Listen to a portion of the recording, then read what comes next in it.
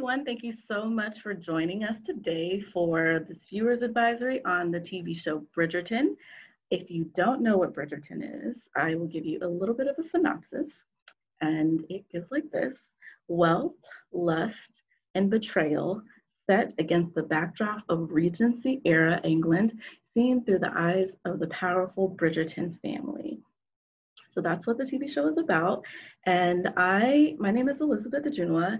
I'm a librarian at the Glenarden branch of the Prince George's County Memorial Library System. And I'm here with my lovely colleagues. And I'm so excited to be here with everyone today to talk about just all the things Bridgerton. So we're gonna just jump right into the questions. But first, if everyone can go around and introduce themselves, please do that. Sure. Hello, everybody. My name is Marcia Quarles, and I'm from the South Bowie Branch Library. Hello, I'm Rachel Troyanos. I'm from the Bowie Library, and I'm very excited to talk about Bridgerton as well. So, woo! Good. Hi, my name is Kanisha Matthews, but you can call me Kay. I work at Hillcrest Heights Library, and like Rachel, I'm excited about the Bridgerton talk as well. Hi, everyone. My name is Darlene, and I'm a librarian at the Beltsville branch. Hello, my name is Rachel Z, and I work at the administrative offices. I'm the program services manager. Hey, my name is Daniel. I'm a library associate at the Spaldings branch. Yay, I think that's everyone. So the first question I'm starting with is, do you typically watch period pieces like Bridgerton? And if so, what show do you typically watch? For me, I am obsessed with period pieces. I watch all of them. Jane Austen, Pride and Prejudice. If it's on ABC, PBS, I'm there. So yes, I'm a huge period piece fan. So when Bridgerton came out, I definitely was like, yep, let's do this. Let's get in there. Anybody else? Yeah, I love period pieces as well. And like you, I loved Downton Abbey and all of the Pride and Prejudice. But I am not one of these people who like to watch the series or what's really popular as it's happening. I usually wait like a year or two, so I'm always behind. But this time I decided to go ahead and watch Bridgerton like in the moment, and I'm so glad that I did. Yay. Typically, I don't watch period pieces at all, like unless Game of Thrones counts as a period piece. I don't think it does. I like more murdery, thrillery things. So I was very pleased to actually enjoy this.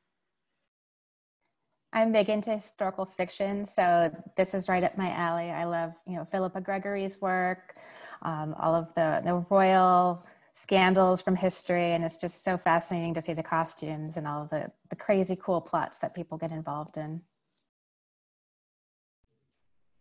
So I've watched a few period pieces. I'm a really big Keira Knightley fan, and she typically does period pieces. And then I've also just kind of seen a few here and there, but it's not really a genre that I gravitate toward. But yeah, I was pretty excited, mostly for like the hype around Bridgerton. So I decided to give it a chance. And yeah, it was really interesting. I probably binged it within like 2 days. Same. I definitely watched it like in one sitting, I think. Yeah. Maybe with bathroom breaks, I'm not sure. It was really intense. Yeah. Me too. I binge watched it too, Darlene, like probably twice in one day. Yeah, I typically don't like period pieces at all, actually. I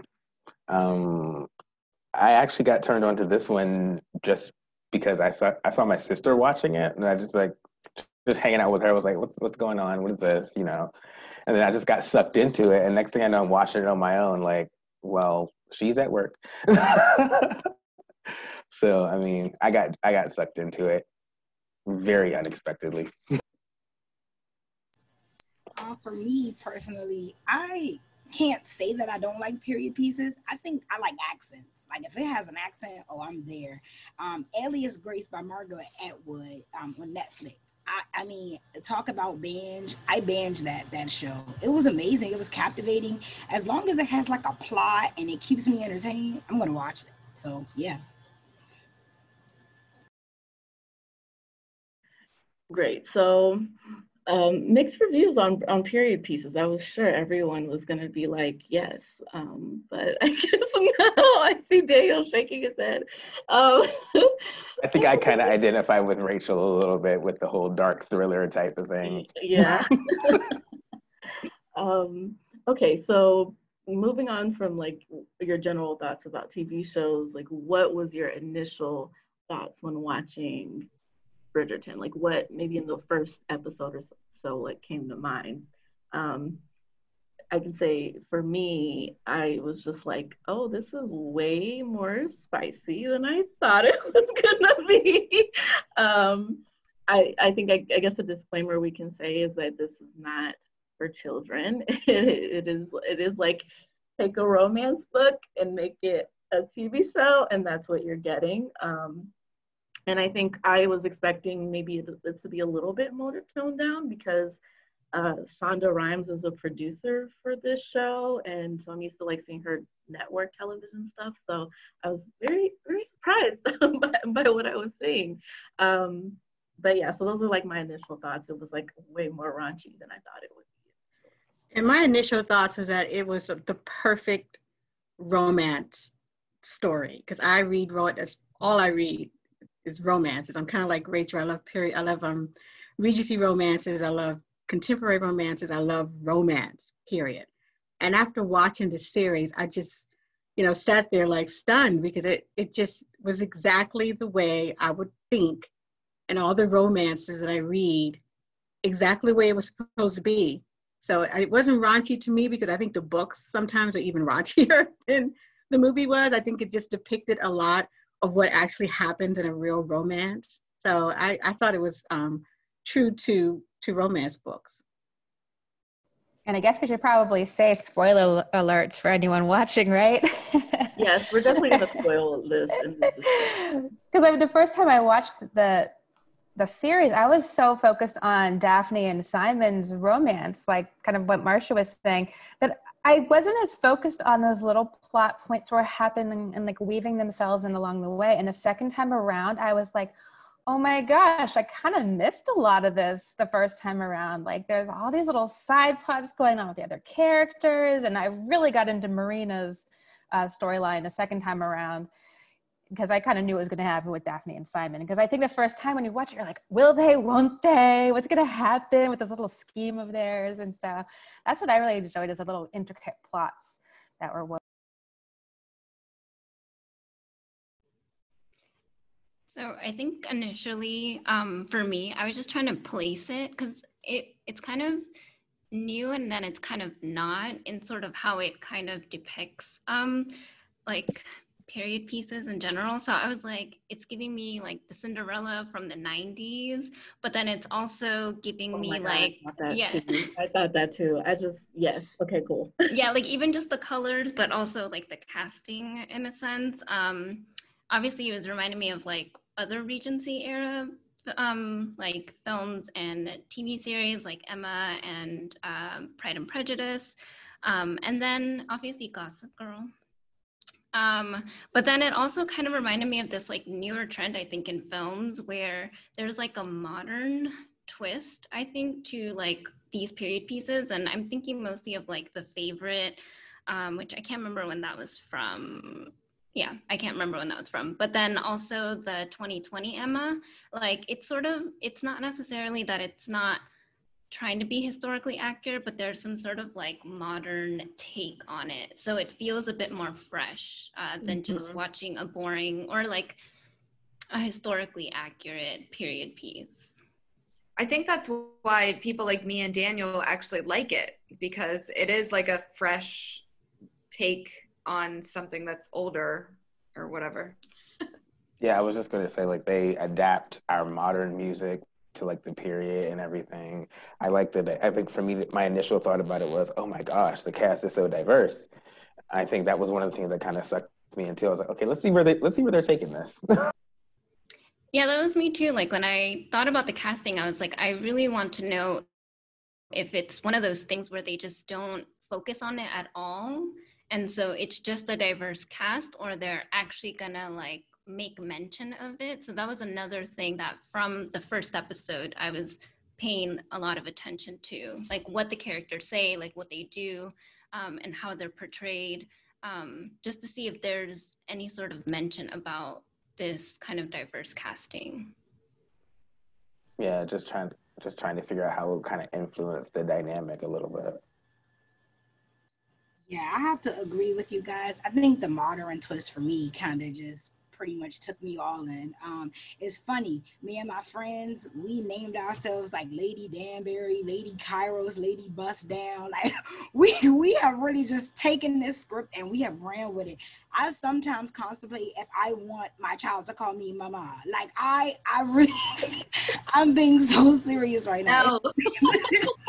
Oh my, Kanisha, that is so funny because I was looking at something where I sent my brother, who is like loving the show. He kept telling me to watch it, and he found like the zodiacs. I don't know if you guys have seen this one, where the zodiac signs and which character would fit your zodiac sign. And I'm a Scorpio, and so Simon is a Scorpio, and I was like, he's the most one I identify with. I am way too much into this show, Kanisha, so I know exactly how you feel. Yes, Marsha. And then I also had to give a tribute to Hamilton, because when the Duke and I can't remember who the other one was, but when they went out to fight in the field and they were taking their 10 steps, and I thought about Hamilton instantly. He taught me how to go to war, and I was just like, this is dope. So I was just all in. It's a great cast, just great watch. So everybody got to watch it. If you have not watched it, please go watch it. Yes, Hamilton. I did not think about Hamilton, but for sure. So I think this is a good segue into the next question. Who was your favorite character in Bridgerton? I'll let someone else go first before I say it. For me, it was Simon. He just fit everything that I would think a Duke would be like.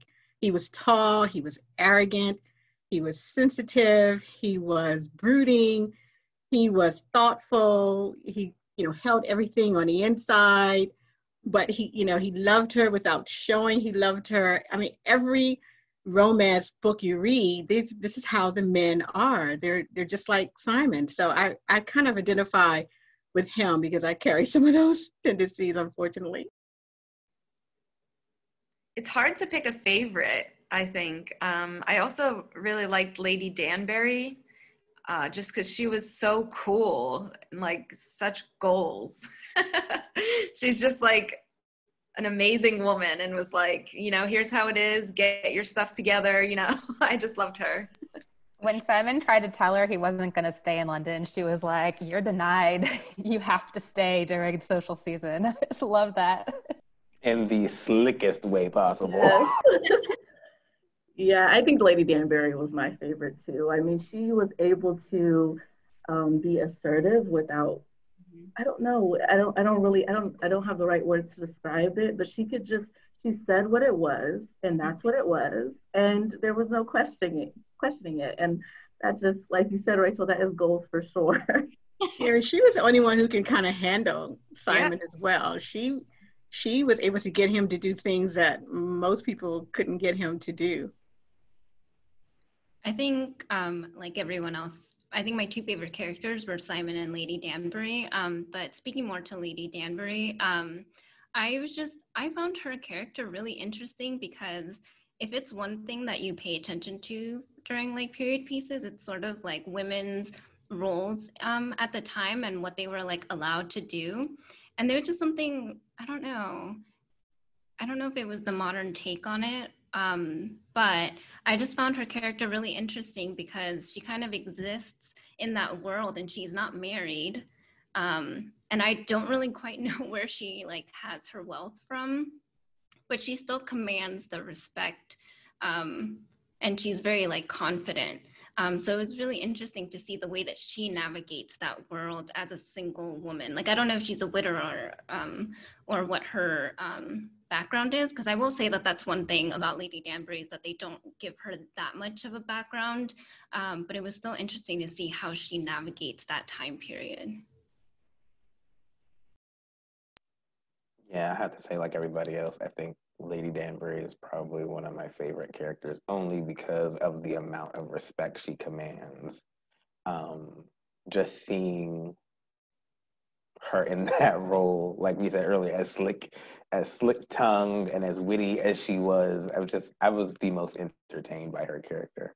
It was interesting how she even told the queen to leave at the end of the scene, at the last scene. Exactly. And the queen just kind of picked up her skirts and walked off, and I was like, whoa, Lady Danbury told the queen to leave. It's like, who's really running the show here? And wasn't it Danbury who kind of gave a little bit of the background about the diversity of the cast? You know, kind of, she talked about the power of love and how, you know, that transcends really everything else. And that's kind of how two families came together this way. Mm-hmm. I also liked her soft spot with Simon when he was young. Like she really was his stand-in mother, and without her guidance and force of nature, he probably would have just disappeared into obscurity. And that terrible father of his, oh my gosh, didn't you want to slap him silly? Like, how terrible a person was he? But she kind of was that balancing force against that terrible father of his. Yeah, I think Lady Danbury, she takes the cake for me. I'm not gonna lie, I try to walk like Lady Danbury, like in my own time. I try to get that cane and I try to pull. It's like she got this slick walk about her. The swag. Yeah, she kind of looks like she's fragile, right? But she's not, Kay. She is not fragile, but she kind of acts like she is, but she really isn't. It's like, it's that, and I think that's what it is for me, because it's like the walk is so cool, but then behind that walk is also just that, I don't know, it's just that thing that's just air about her, and she's so dope. And she almost reminds me, like, honestly, even though she's in this dress or whatever, she kind of give me like a tomboy feel. Like, I can identify with Lady Danbury, so I love that about her character. It takes me over. Yeah, there's like an interesting mix of femininity with like a toughness about her, and she's so grateful, but you know that she's like strong. So yeah, I think we're all There's even a scene with her where she's sitting back and she's like smoking her cigarette. Yes. Yeah. Like really confident, really assertive, very very unassuming. It's like you don't really know where she's going to take it or what you're going to get. It's just, she's amazing. Okay. Yeah, Lady Danbury for the win. And I guess Simon is a close second. Who was your least favorite character? I will say right now, my least favorite character was the older Bridgerton brother. I was not a fan.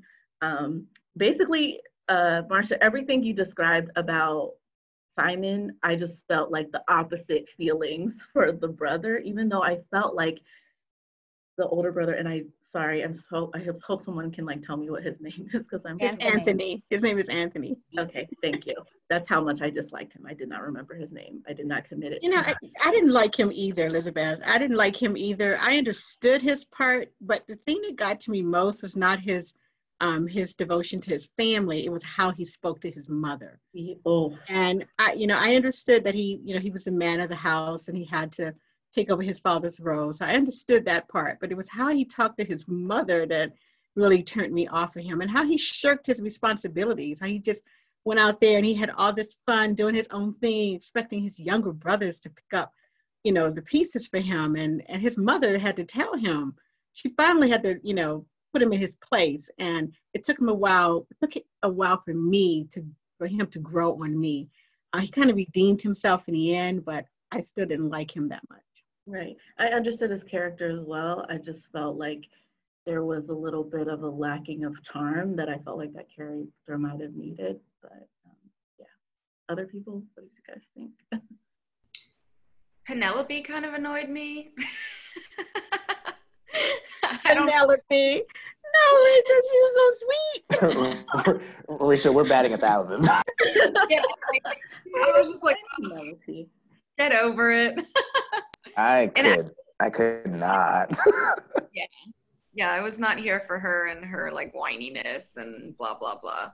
But Simon was kind of irritating me at some points too, because he's like, no, I cannot. I'm like, yes, you can. Just, like work through your stuff, and we'll get there. So that kind of irritated me, but he's not a least favorite character at all.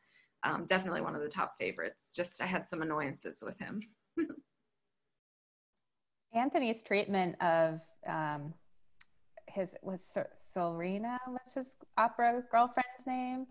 It was infuriating because he was such a hypocrite pretty much the whole way through, or he kept her dangling and kept her dangling, and then I promise I will be with you, and then like at the very end, of course, she dumps him on his behind, which I was happy about, but like, come on, how long can this charade go on?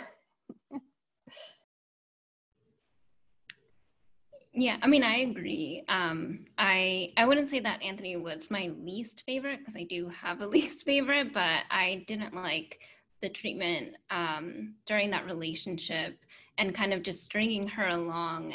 But I appreciated her growth in the end, where even though he was actually ready, I think, to commit this time, she was like, even if you do, it would be kind of like, it would be against herself as a person. Like, she would have to become someone different. And so I did appreciate her character growth in kind of ending things. But my least favorite, and I don't know that anyone else is going to agree with me, but I didn't really like Eloise. Like, there was just something about her that I felt was very like shoehorned. Donnie, I agree with you. She was my second least favorite. She just kept going on and on and on and on and on. There was something about her that I didn't like. There was something inauthentic, I think, about like her feminist ideals. I just felt like it was like a modern writer trying to like push their like modern ideals about feminism. And even then I felt like it was kind of veering towards like white feminism in some sense. But mostly I think it was just, it's also, I noticed it with another Netflix show. It was Enola Holmes, which I enjoyed Enola Holmes, but it was this idea that like, it was almost like femininity and like asserting oneself are opposing to one another. Are in opposition to one another. And like, if you are a feminist character, it's like denouncing all of these like ideas of femininity. Like, I understand that wasn't for her, but it was just that, I don't know, it was just like that grappling with that opposition that I was like, I don't know why it's one or the other. I think I kind of get what you're saying, because to me, it kind of came off as, okay, we want to make her the sore thumb sticking out in the show. But I think that concept actually stuck out like a sore thumb in itself. It was just like, this is just out of place. I don't necessarily see it as a necessary, like, it was such a focal point. It was a little overdone, in my opinion. I think it's interesting because I understand the feeling of not liking Eloise, and I felt like her character was kind of done that way on purpose, almost to kind of show that she's disingenuous, because she has like all these like ideas about what women should do, but then she doesn't know that her best friend is this person that she's searching for. And it's like all the clues are around you. I feel like it's because maybe there's like a naivete to her. And like I said, like she wants to be this like feminist person, but she's not that yet. And so I felt like, I definitely understand what you're talking about, because there is like this, like, you're not really about what you're talking about yet. Yeah. Do you all feel like she was kind of set up as the red herring too? Like, yeah, you definitely thought it was her for a while. Like, oh, she's always got her little book, she's scribbling notes, and she's searching for Whistledown, but is she really, So I feel like they kind of pushed that. It was used as a plot device, is kind of her like ultra femininity as a red herring a bit. I won't give away what in the books, but when you read the books, she is definitely a suspect. Interesting. Good to know. Okay, did anyone ever have any thoughts on their least favorite character? Anybody else? I just have to add, I think my least favorite character was like Mama Featherington. Oh yeah. Just like, can you say But she was parched? I actually liked her, Danielle. I couldn't get into it. It was the thirst for me. It just came off as like, she got this fabric. It was the ugliest fabric you could have ever seen. It was like, hey, you guys are gonna wear this. It was just, no. I didn't like her at all. I think I agree with Marsha. I kind of liked her. I liked her. Okay, Her fabric, she just wanted her girls to be happy. So the fabric reflected happiness. Oh, well, She wanted her girls to be loud. yeah, I mean, I didn't agree with her fashion choices, like at all. But I did, again, so I tried to look at it in terms of like the way that women navigate this world. And so, like I understood why she wanted to marry off her daughters and was like kind of desperate about it. It was a very like Miss Bennet type character, but like times 1,000, because she was like very conniving in a lot of ways. But I did appreciate the fact that she wanted, like her anger with Marina in some sense was just personal, but in another sense, she really wanted her to see like, this is the life that you have waiting for you. And I really appreciated that scene, because rather than just make it personal, like she just dislikes Marina, I think it was kind of like, it was in a sense she pitied her and really wanted her to see like, this is what happens when you're not, like when you like have a child out of wedlock in this time period. And I think she also didn't want Marina to be naive, because at the time they didn't know whether Marina's significant other was actually gonna like propose to her, was actually gonna take care of the child. So she was like, you know, a lot of men make promises, but they don't follow through. So I appreciated her in like being a mother, or at least like not a mentor, but just someone trying to show Marina like what her future might look like, instead of just thinking that it's just gonna tie up neatly in a bow. But didn't she also kind of manipulate that situation a little bit too? Oh no, she did. But I'm just Yeah, and I although she is my least favorite character, I do appreciate the fact that they gave her depth. Mhm. A lot of characters who are written that way, they're pretty shallow. There's not much to them. But I like the fact that they did give her at least some depth, so I can appreciate her as a character. She's just my least favorite. Yeah, it was nice she wasn't like a cartoon villain. Like, right. Yeah. Like she had a backstory and she had a reason for why she was doing what she was doing. Spirited discussion there about Lady Featherington. I think that's it. Yeah. So the next question would be, and I think I might kind of mix these two questions, guys, just to, you know, but it's like, what did you like best about Bridgerton? And like the next question was like, what was your favorite scene? So you can just answer one or the other. What was your favorite moment or scene in the show, or what did you like best about the show? I loved everything about Bridgerton, from the moment it came on with Anthony through Daphne going to meet the Queen. I loved everything about it, and I was really hooked on the very last scene when Simon and Daphne made their allegiance. And that scene with them dancing and the fireworks in the background, they had me. That was it. That was it for me. I mean, I loved a whole lot of other things about the movie, but that scene right there, just the beauty of it. It was just simply gorgeous. So I love that scene the most. But it was everything I liked about Bridgerton. It's what I said before, is because it was about all the romance books I read. It's just the typical real romance story. And it's one of the things I loved about it. I really liked the world that they created. I think that was my favorite part. You were able to like be a part of the world, it seemed like, while you were watching it, and just getting to know like how people like live in that world. I don't know. I thought the entire setting was really well done and thought out. So that's my favorite part.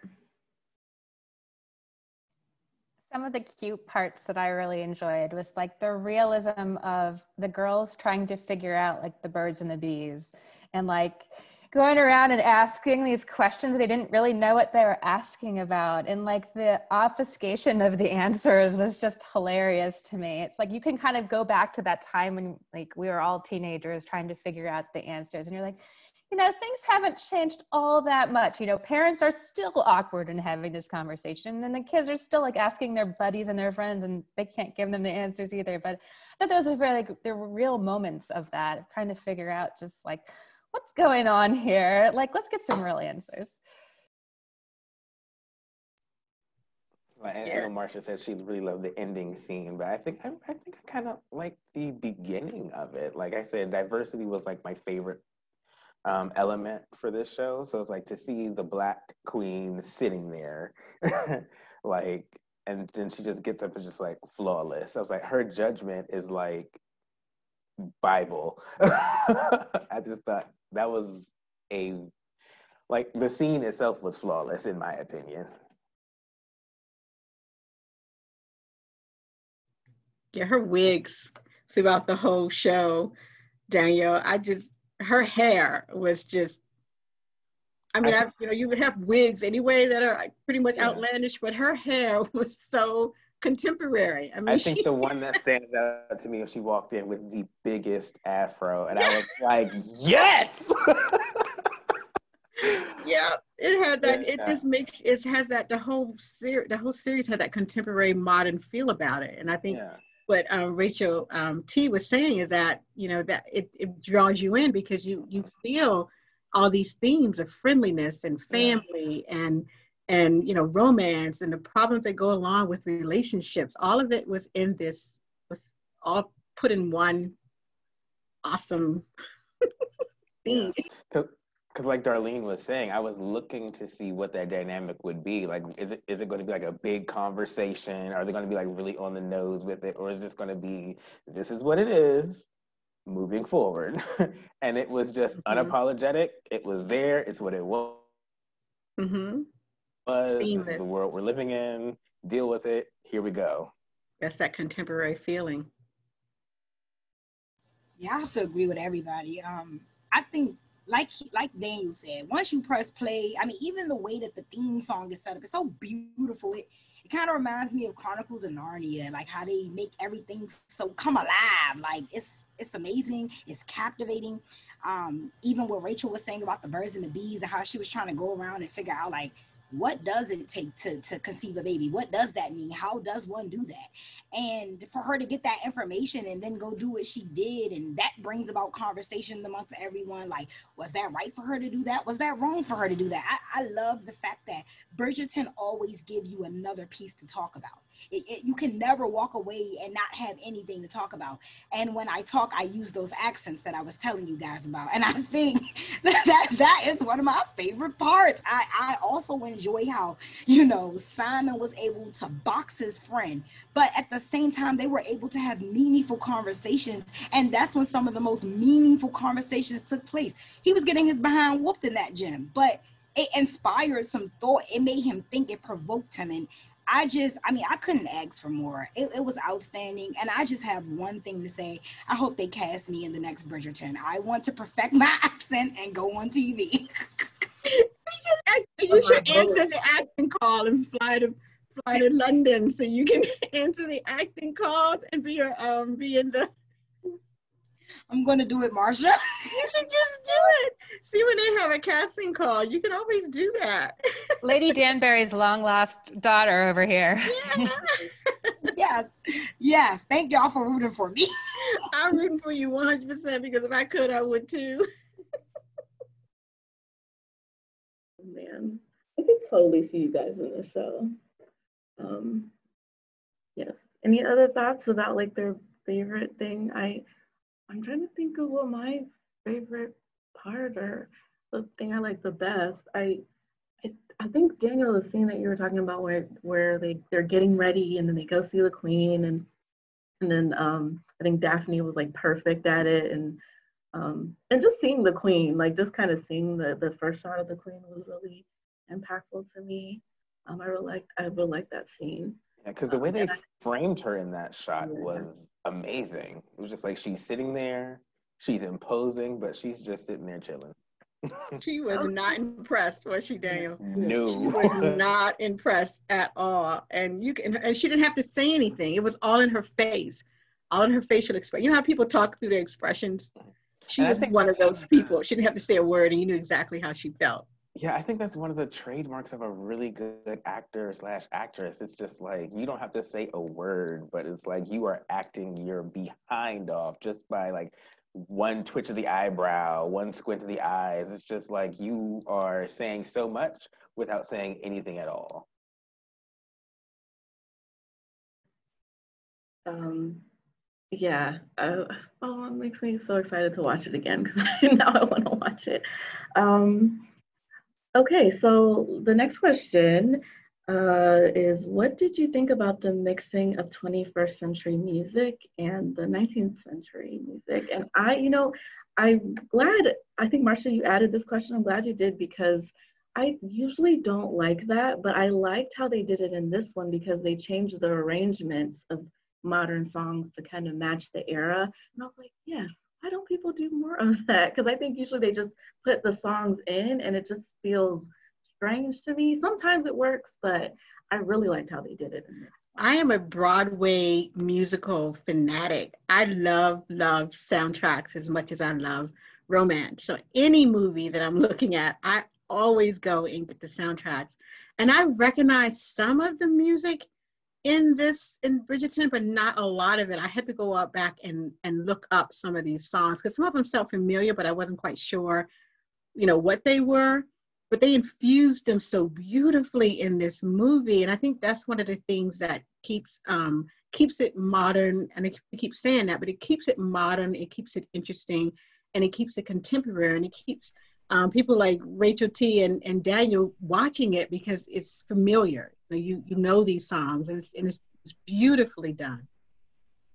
Yeah, Yeah, I 'cause thought it think was. one of the Oh, sorry. no, go ahead, go ahead. I was just gonna, I guess, kind of say to that point that I did think that it helped with the connection to the audience, but I also wonder, well, I don't know if they did this on purpose, but it's almost this idea of like highbrow and lowbrow. Like typically in those kind of in these kind of shows, they would have put like classical music, and if it was just a straight up period piece, it would be considered a bit, I think, more highbrow. But then, given the like more popular aspects, like the drama and like the more modern aspects, and just having it be popular music and have it be like modeled after romance novels, which I think are often like considered something like lowbrow.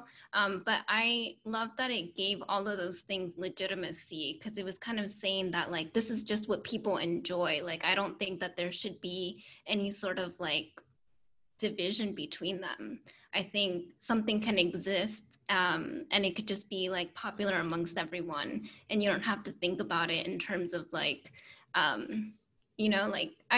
like using classical music in order to like elevate the show in any way. They were just kind of like, we're our own thing and people are going to enjoy it because it's a good story.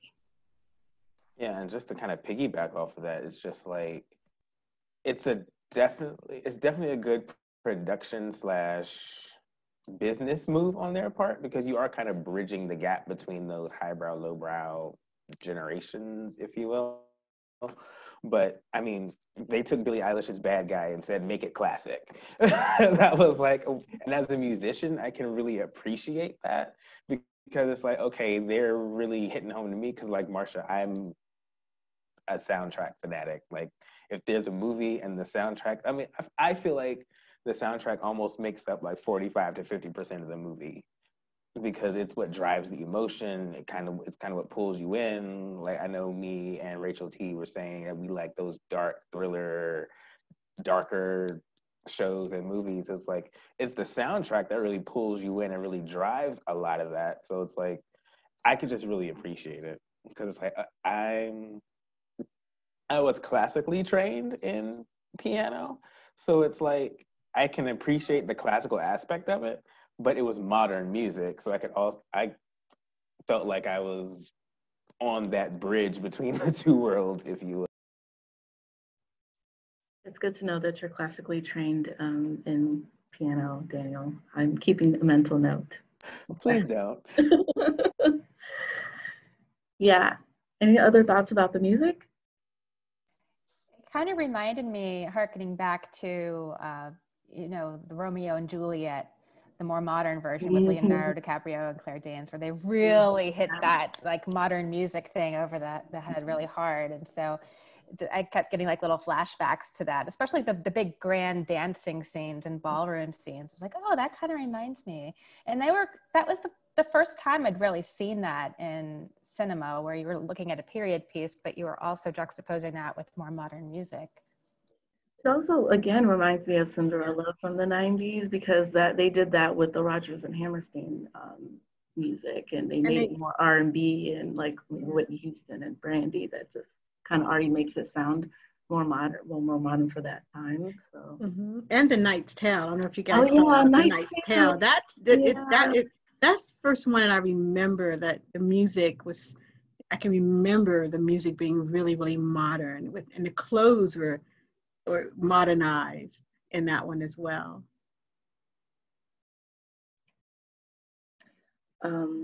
Hopefully the soundtrack is available on Freakle somewhere so people can have access. It's on Spotify. Oh, wow. I've definitely been listening to it. This is like an easy listening type of playlist. Yeah. Okay, so what did everyone like least about Bridgerton? I didn't like how they revealed Lady Whistledown. I second that. Yeah, and that's mainly because I've read the book, so I know how she's revealed. And I thought it was almost like they rushed it too much and just ended it and, revealed it a little too soon. So I didn't like that part. I agree. I think they could have saved it.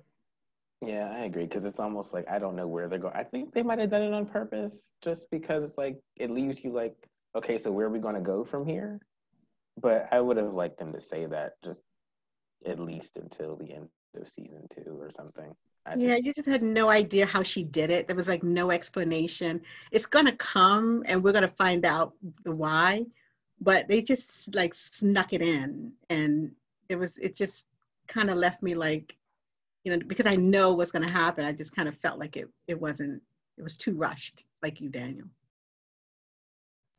The whole end felt really rushed. I felt like that last 15 minutes of the last episode, it was like the father died, and then they were all like leaving, like Marina got shoved in the carriage with Philip and off they go, and then the house, it's like all these things are happening simultaneously, and it's like, wait a minute, like let me try to take notes here. There's just too much happening.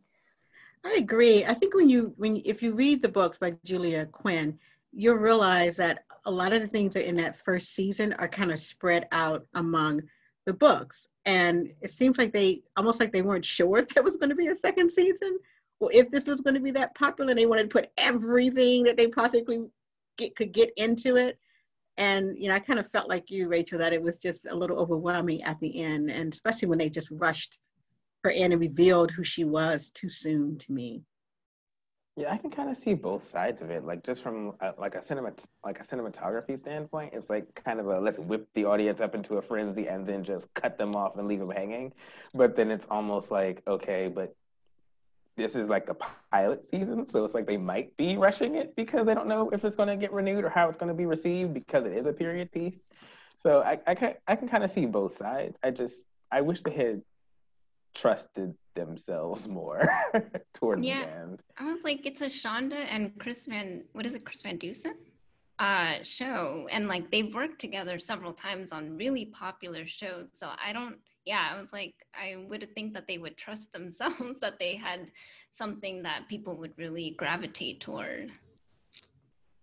But I guess going off of this question, so what I like least was not really, I don't know that it was like specifically plot driven or related to the plot, but the way that it kind of dealt with that diverse casting, I think for me, left a little bit to be desired. I feel like maybe they might address it a bit more in season 2, but at first I was like, okay, so is it just one of those things where like the diversity in the cast is just not going to be explained at all? And I think in like the Cinderella, the 90s one, I don't think that they ever make mention of it at all.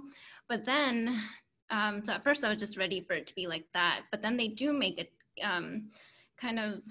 they do make a note of it when Lady Danbury talks about like our two people were brought together because of love, because of the king and the queen.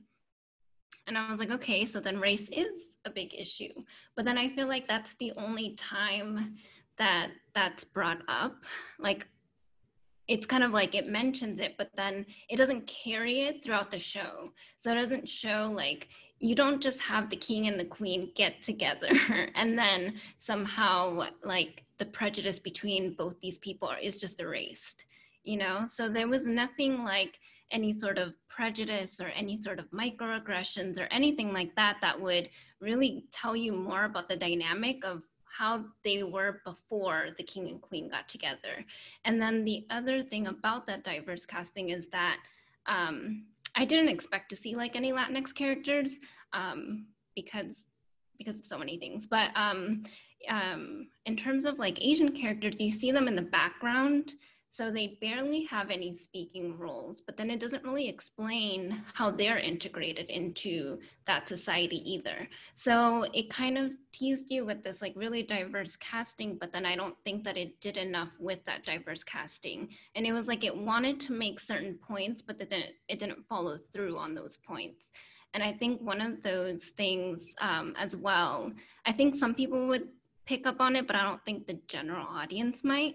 But even like the Duke of Hastings, the way that he really wanted to be, you know, perfect, and the way that he kind of, the fact that he was like chasing perfection and like was kind of, you know, upset with Simon for not being perfect. He has a line about like how you have to be like, how you have to do twice as much, you know, to kind of like live up to the role of the Duke.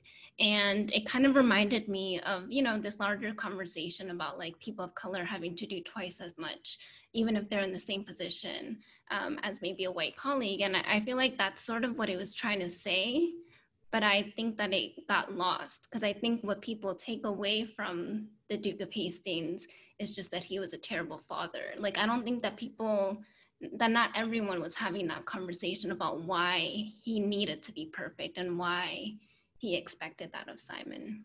So, yes. You know, I think it's interesting, and I actually want to save like us to like keep that in our minds, because I do have a question specifically about the casting, and I'd like us to like kind of focus in on that.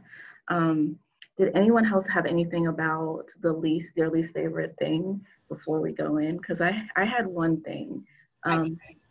What say? Sorry, Kay, I think you said you had something. Mm-hmm. Yeah.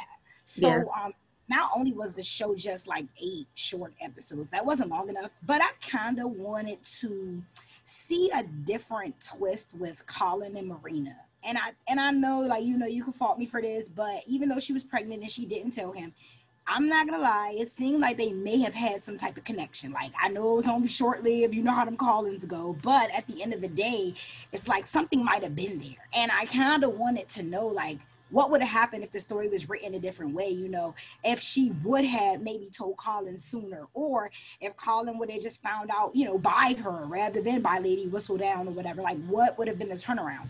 And I don't know, because, you know, in today's society, there are times where people aren't the father, but they step up and they do what they think a man should do, whatever, you know. So it's just interesting to know that that plot was written like that. But I think he would have done the right thing if he had known. And he actually said that. He said, yes, you know, I would have stood by you. I think it was more the deceit than her actually being pregnant that got to Colin. It's like, you didn't have to go to this great lengths to trick me. I would have, you know, I fell in love with you at first sight. I would have been there for you. I think that's more what it was, Kay. Not so much the pregnancy. I think it was how she lied and tricked him was what. Yes. And then influence from his family. His family influenced him as well. Yes, Marsha, I agree. So what I'm saying is, what do you think would have happened had the writers written it differently? Like, let's say that Marina would have said, I'm pregnant. Like, she just told him, like, there was no need for deceit. Like, you see what I'm saying? Like, I wanted the Bridgerton writers to put another plot twist on it. Why couldn't they have given She them? would have been a Bridgerton then, because Colin was a goner. He fell in love with her when he saw her across the room dancing. So he was like, oh my gosh, who is that? And So how do you think that would have affected the family? So like, what do you think the plot twist would have been with that part? Because, you know, the family did have an influence on his. Yeah, it just would have been a lot of tension between the mother and her, I do believe, because the mother would have known what she did.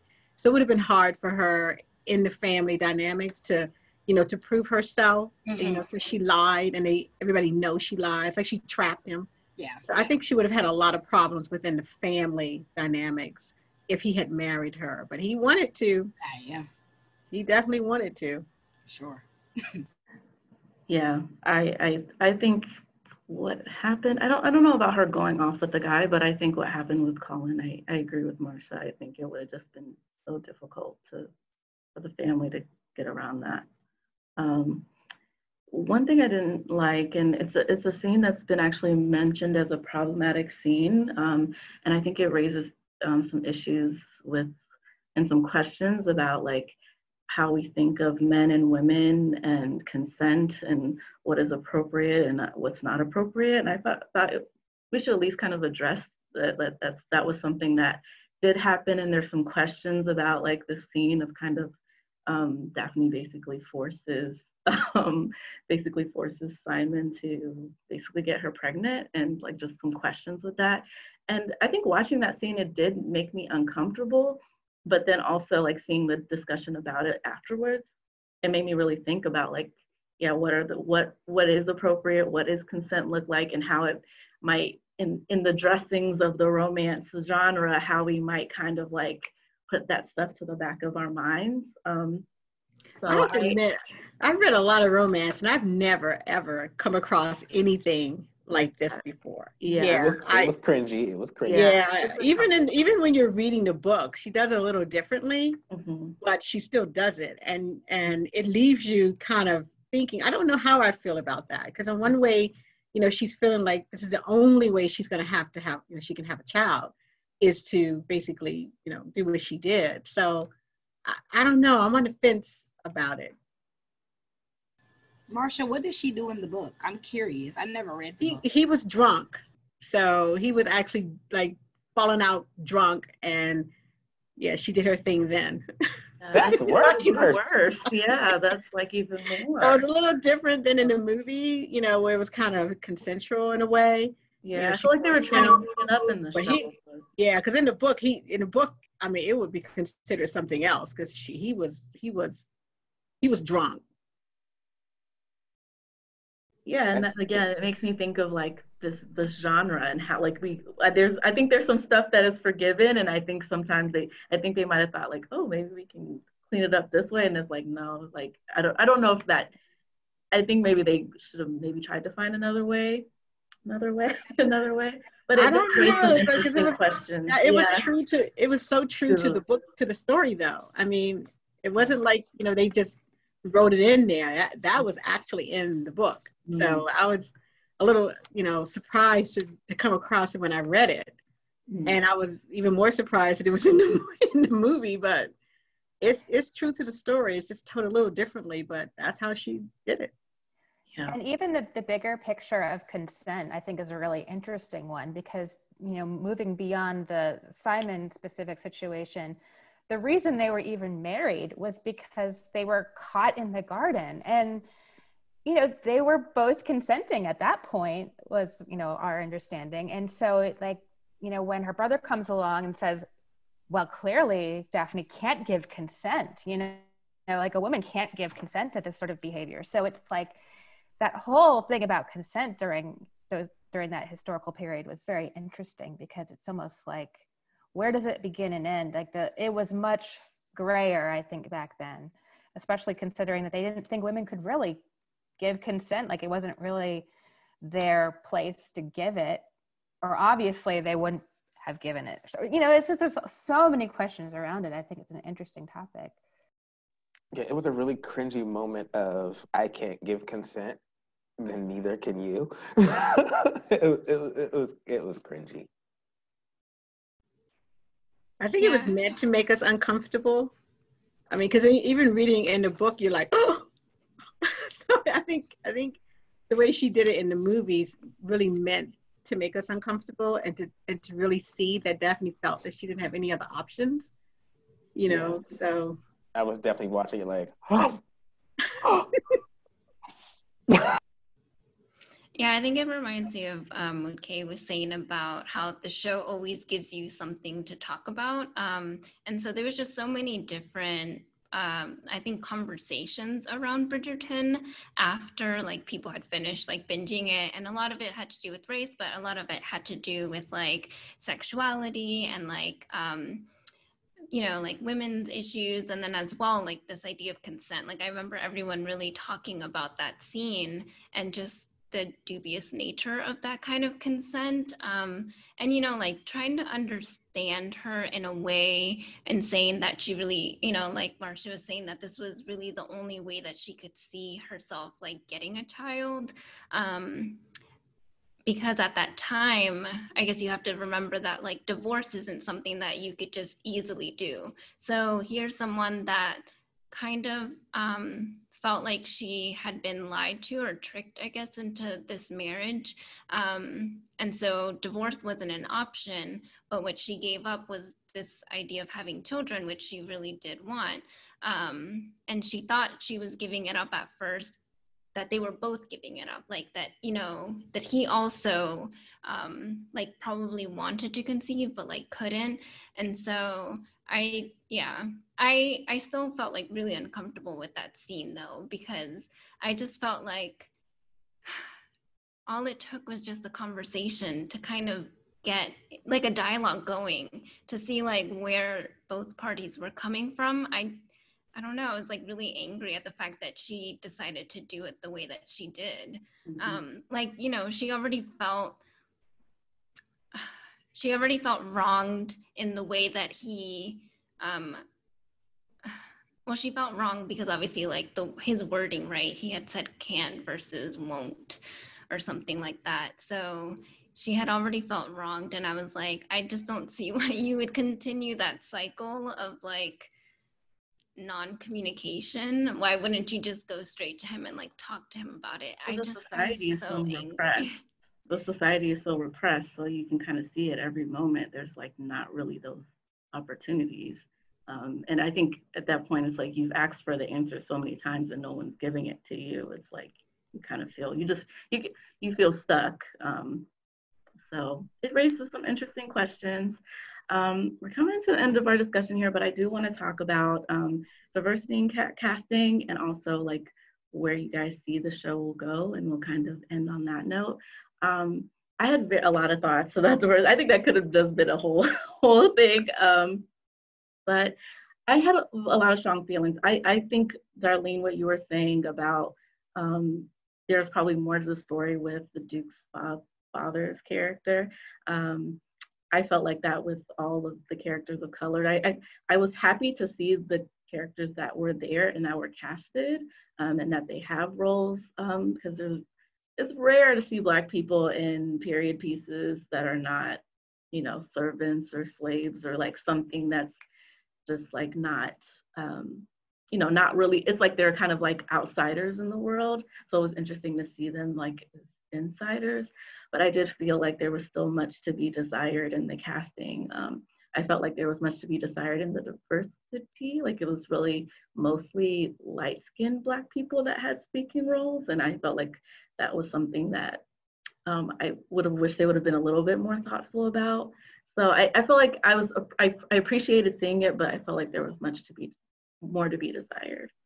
and I like the fact that race wasn't a focus, and that everybody just kind of integrated into the movie without it being about race. And that, I'm kind of Pollyannish, and I kind of like the fact that, everybody, like, if this world could be like this, this is the way it should be, and that it shouldn't be an issue. And so I liked the fact that it wasn't necessarily about race, because you could see, you saw it. I mean, visually it was there on every level. And I like that they didn't, focus so much on it, because so much of what we do and see is about race. And this one was about the romance. It wasn't about, at least I thought it wasn't supposed to be about the race, and that people just, integrated and lived in a world that should be. Yeah, Marcia, I feel like I understand where you're coming from, because there's this idea of like, sometimes, when a Black actor takes up a work, or a person of color takes up any sort of work, they don't want it to be like, I am the Latinx, I am the Black person on the cast. Like, they don't want it to be that way. But I think with any sort of media, there's always like a history around it.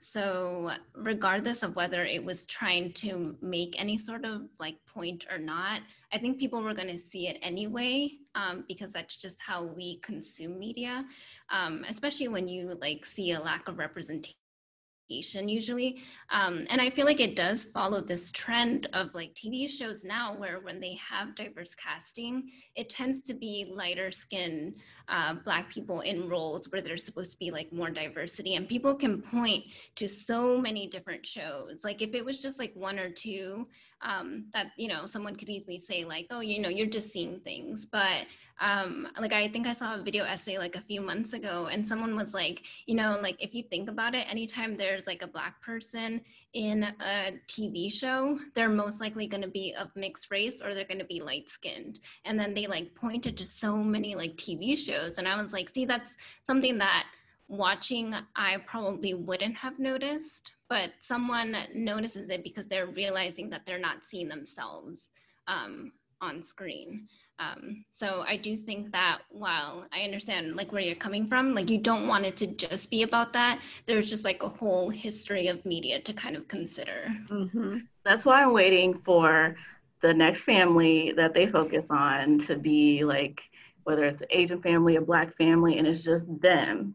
Like how we're following the Bridgerton family, we can follow them. Like let them get their girls ready for seeing the Queen and all of that. I want to see that dynamic too, like some of these other families.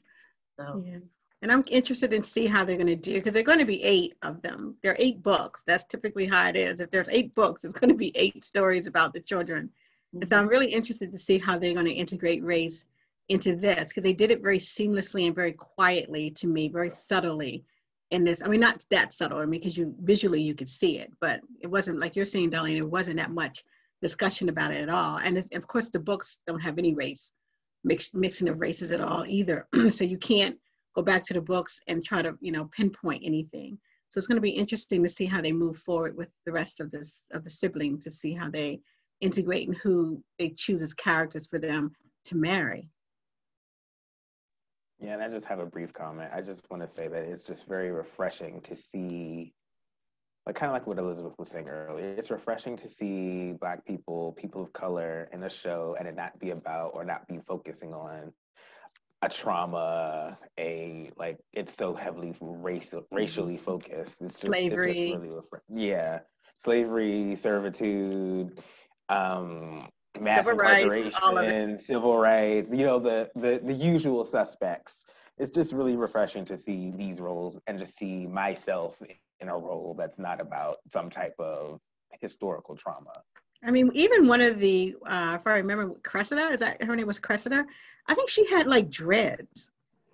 I think even her character had her hair was done in dreads, which I didn't know how I felt about that. Like, yeah, I didn't know how I felt about it either, Daniel, but it was there. Like the hair. To see her in the locks was interesting. African American hairstyles were like kind of quietly infused, except for the Queen. Hers was boldly infused. She had some braids in some of her wigs too. So I wish we could talk like more and more and more and more, but I think we're gonna try to wrap up here. But I'll let everyone go around and say, would you recommend Bridgerton to our viewers of this discussion? I say 100,000% yes, even with the problematic scenes. I think it's worth a watch.